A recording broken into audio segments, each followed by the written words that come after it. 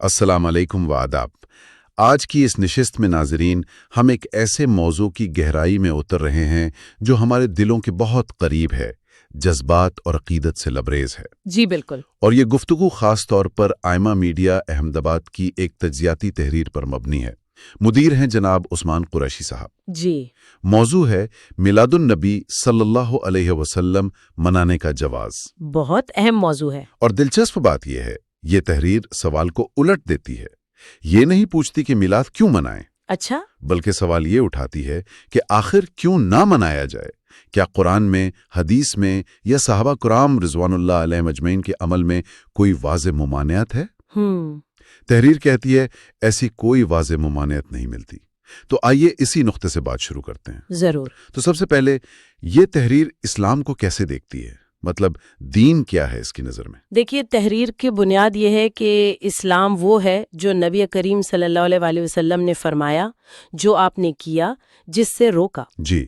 اور یہ نقطہ اہم ہے کہ جس چیز سے آپ صلی اللہ علیہ وسلم نے نہیں روکا وہ بھی دین کے دائرے میں ہی آتا ہے، اس سے باہر نہیں۔ اچھا، تو گویا اگر آج کوئی کسی ایسے کام سے روکے جس سے اللہ اور اس کے رسول صلی اللہ علیہ وسلم نے منع نہیں فرمایا، جی تو کیا یہ ایک طرح سے دین میں اپنی طرف سے تنگی پیدا کرنا نہیں ہوا؟ بالکل، تحریر کا مرکزی خیال یہی ہے۔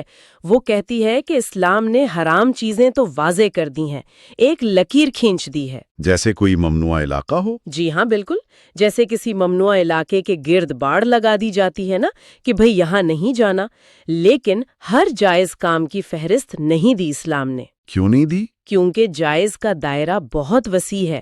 انبیاء کرام کا بنیادی کام تو غلط کاموں سے، ناجائز چیزوں سے روکنا ہوتا ہے۔ اچھا، یہ نہیں کہ ہر اچھے کام کی فہرست بنا کر دیں کہ یہ بھی کرو یہ بھی کرو۔ اگر ایسا ہوتا تو تحریر کہتی ہے شاید قرآن کے 30 پارے بھی کم پڑ جاتے۔ تو پھر اس منطق سے تو کسی کام کے جائز ہونے کی دلیل مانگنا ہی غلط ہوا۔ تحریر کے مطابق جی، اصولاً دلیل تو منع کرنے والے کے ذمے ہے اچھا، کہ وہ بتائے کہ کہاں منع کیا گیا ہے، قرآن میں، حدیث میں، کہاں ہے ممانعت۔ تو تحریر کہتی ہے کہ میلاد منانے سے قرآن یا حدیث میں کہیں نہیں روکا گیا؟ جی وہ یہی کہتی ہے، بلکہ ایک قدم آگے بڑھ کر یہ دلیل دیتی ہے کہ خود قرآن میں کم از کم 5 انبیاء کرام، 5 انبیاء کون کون؟ حضرت آدم، حضرت موسیٰ، حضرت یحییٰ، حضرت عیسیٰ علیہ السلام اور حضرت مریم سلام اللہ علیہا، ان سب کی پیدائش کا ذکر، ان کے میلاد کا ذکر بڑے اہتمام سے ہے۔ اچھا، مثال کے طور پر؟ جیسے حضرت آدم علیہ السلام کی تخلیق ہوئی، فرشتے جمع ہوئے، سجدہ کیا، سوائے ابلیس کے۔ تحریر کہتی ہے یہ بھی تو ایک استقبالیہ تقریب جیسی تھی نا۔ پھر قرآن حضرت یحییٰ اور حضرت عیسیٰ علیہ السلام ان کے یوم پیدائش پر سلام بھیجتا ہے۔ والسلام علیہ یوم ولد۔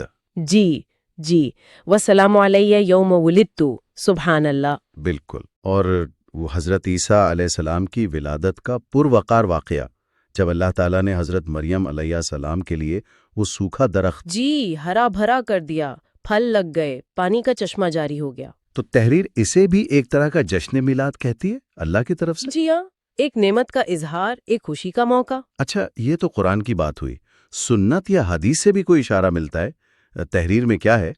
جی ہاں، حدیث سے بھی دلیل لائی گئی ہے۔ صحیح مسلم کی حدیث ہے کہ جمعہ کا دن مسلمانوں کے لیے عید ہے۔ جی سنائیں۔ اس کی ایک وجہ یہ بیان ہوئی کہ اسی دن حضرت آدم علیہ السلام پیدا ہوئے، خلق آدم۔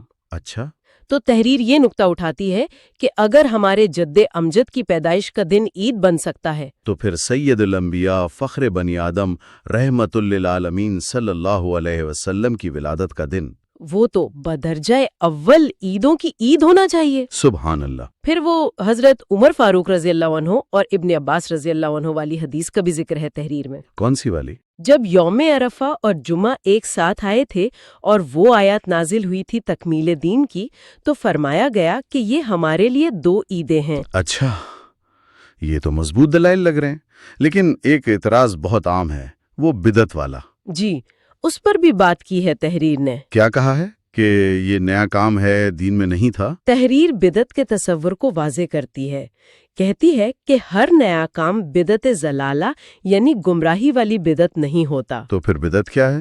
اصل بدعت یعنی گمراہی وہ نئے عقائد گھڑنا ہے جو دین کی بنیادوں کے خلاف ہوں۔ اچھے نئے کام تو بدعت حسنہ بھی ہو سکتے ہیں۔ اچھی بدعت مثال؟ جی، جیسے قرآن پاک کو ایک کتاب کی شکل میں جمع کرنا، یہ نبی کریم صلی اللہ علیہ وسلم کے زمانے میں اس طرح نہیں تھا۔ صحیح۔ یا جیسے نماز تراویح کا باجماعت اہتمام، حضرت عمر رضی اللہ عنہ نے جب اسے شروع کرایا تو خود فرمایا تھا نعمت البدعۃ ھذہ، یعنی یہ کتنی اچھی بدعت، نیا طریقہ ہے۔ بالکل، اور حدیث میں بھی تو ہے کہ جو کوئی اچھا طریقہ سنت حسنہ جاری کرے اسے ثواب ملتا ہے۔ تو خلاصہ کیا نکلا پھر تحریر کا؟ خلاصہ یہ ہے کہ کسی کام کو حرام یا ناجائز بدعت قرار دینے کے لیے بہت ہی واضح قطعی دلیل چاہیے، نص قطعی۔ ایسی دلیل جس میں کوئی شک شبہ نہ ہو؟ جی بالکل، کوئی ابہام نہ ہو، لیکن کسی کام کے جائز ہونے کے لیے اتنی سختی نہیں۔ اس کے لیے کیا چاہیے؟ اس کے لیے صرف یہ کافی ہے کہ اس کی ممانعت نہ ہو، یا اگر کوئی ہلکا سا اشارہ بھی جواز کی طرف مل جائے، چاہے ضعیف حدیث سے ہی کیوں نہ ہو، تو وہ جائز سمجھا جائے گا۔ تو اسلام کا مزاج آسانی کا ہے، تنگی کا نہیں۔ جی، تحریر یہی کہتی ہے، یسر پیدا کرنا ہے، عسر نہیں۔ چونکہ میلاد منانے کی ممانعت پر کوئی نص قطعی نہیں اور جواز کے اشارے موجود ہیں۔ بالکل، لہٰذا تحریر کے مطابق میلاد منانا ایک جائز عمل ہے، محبت کا اظہار ہے۔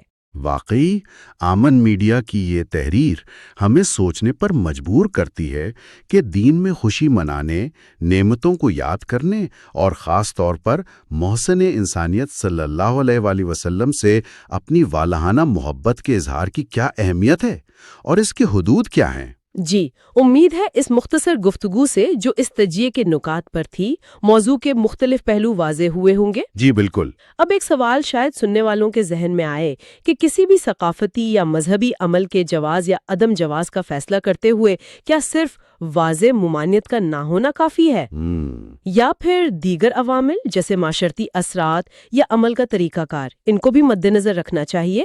یہ ایک غور طلب نقطہ ہے۔ بہت خوب۔ اس نقطے پر غور کرتے ہوئے اجازت چاہیں گے۔ خدا حافظ۔ خدا حافظ۔